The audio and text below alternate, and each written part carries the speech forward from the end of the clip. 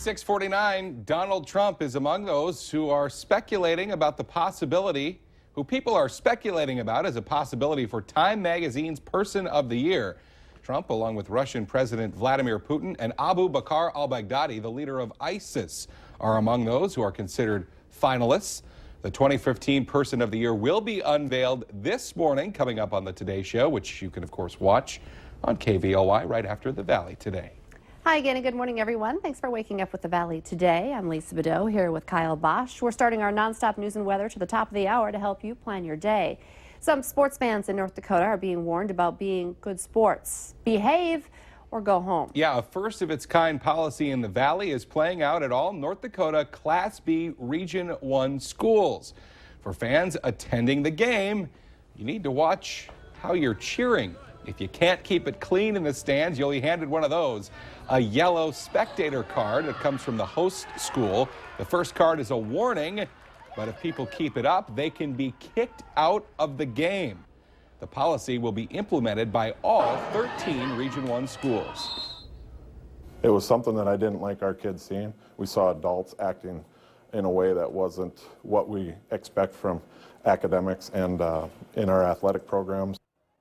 We checked with Fargo Public Schools, but officials there say they're not considering a similar policy. Moorhead Public School officials say they don't have any formal fan behavior policy, but they do keep an eye out for any fan problems.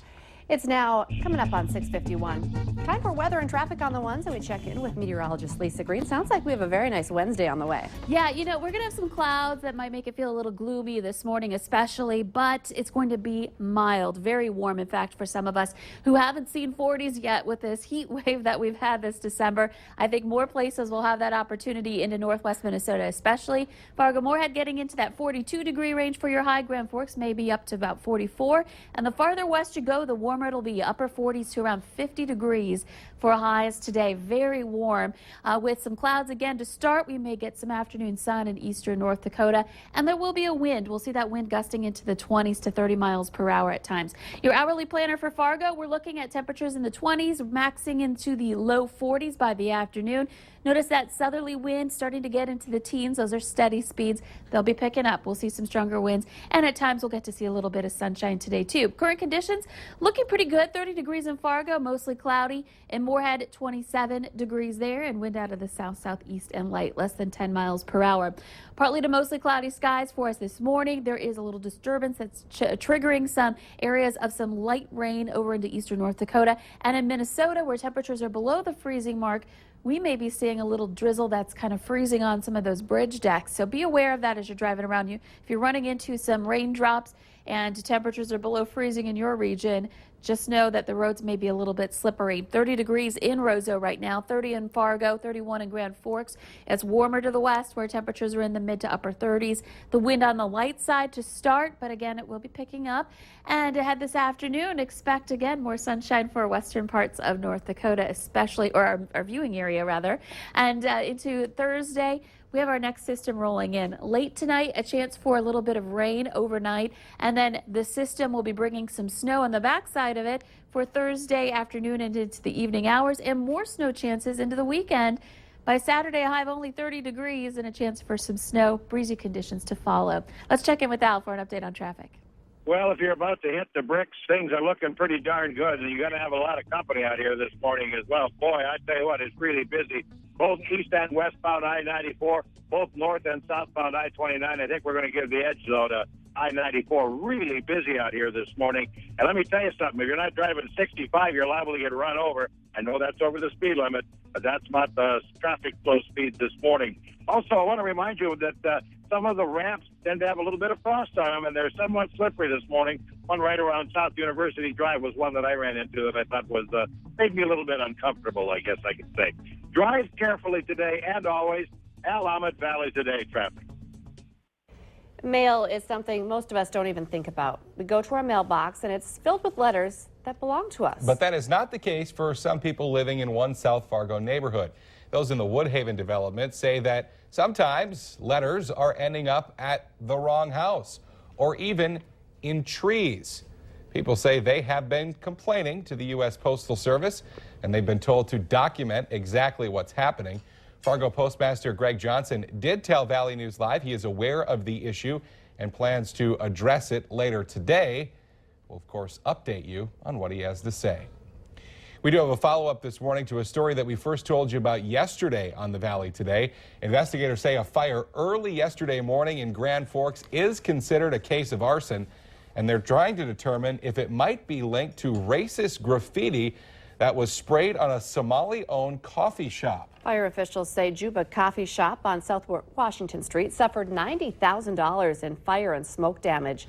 A friend of the owner says he believes the fire is tied to an incident last Friday. A Nazi symbol along with the words "Go Home" were painted on the window. The pastor of a South Moorhead church says nothing seems to be missing after someone broke into the building early yesterday. It all happened at the Lutheran Church of the Good Shepherd on 40th Avenue South. 2 windows were broken, one of them a stained glass window described as one of the hallmarks of the church. Pastor Dan Dornfeld says all they found were 2 broken pickle jars. One of them was inside the church, the other was outside.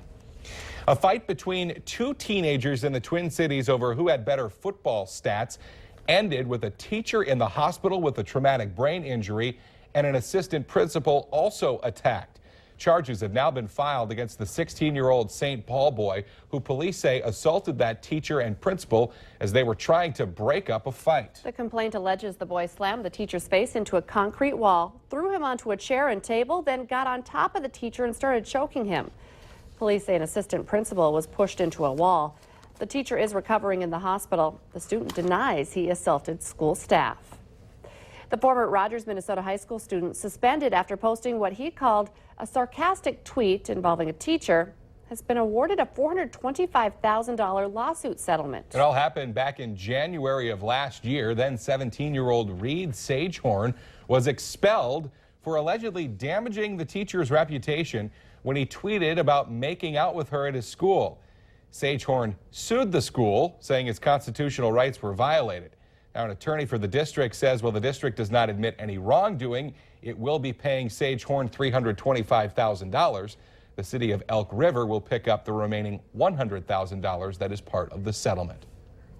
While many people are probably humming Christmas songs or buying gifts, police say that this season is also one to watch out for thieves. We've warned you about this before, people stealing packages from the front of people's homes. And a Moorhead man contacted our whistleblower hotline saying that he caught some thieves right in the act. His pictures show them stuffing packages into a silver van. You can avoid theft from your doorstep by signing up for carrier alerts, downloading a tracking app, installing security cameras, or having packages sent to your workplace.